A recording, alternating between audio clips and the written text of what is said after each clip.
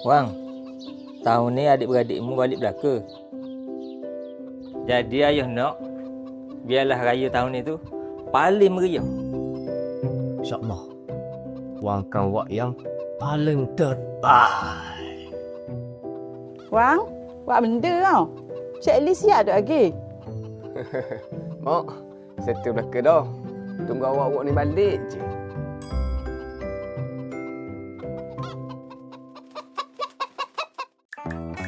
Tahun ni raya kat rumah atuk lagi. Setiap kali raya, mesti Pak Su yang conquer persiapan raya.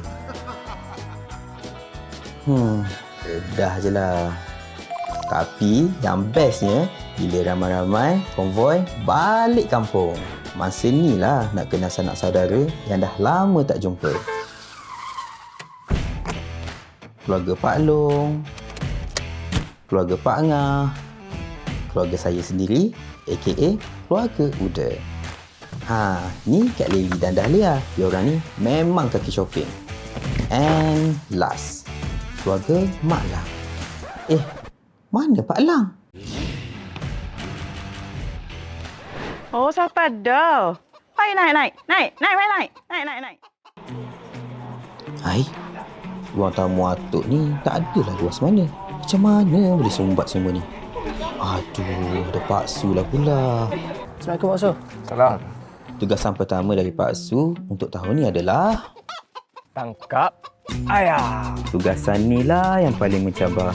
Semua budak bandar bukan main confident. Konon hidup kampung. Sekali tengok bukan ayam yang sangkut, dia yang tersepit. Yang paling tak tahan, ayam pula yang kejar dia. Susah sangat kan? Nah kau. Ni Mak Ngah. Semua resepi dalam kepala dia je.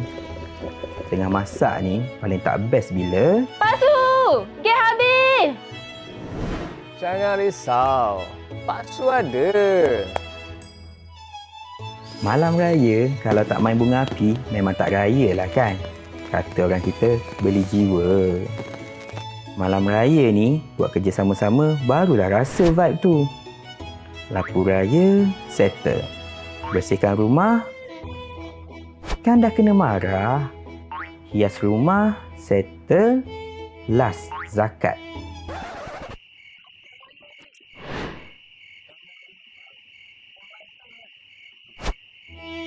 Lah, mudah je.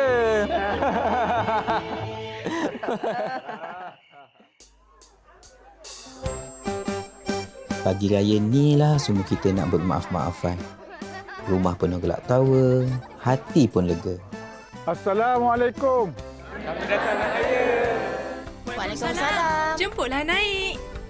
Dulu aku tak pernah faham kenapa setiap kali raya Pak Su paling bersungguh ajak semua balik. Buat checklist sebagai dan pastikan rumah tak pernah sunyi. Rupanya ada amanah yang dipegang supaya keluarga ini terus berkumpul setiap Syawal.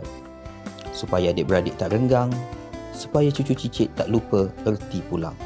Raya bukan sekadar baju baru atau juadah di meja, tapi tentang kita yang masih ada. Bising, apa ada hal? Raya kan setahun sekali je.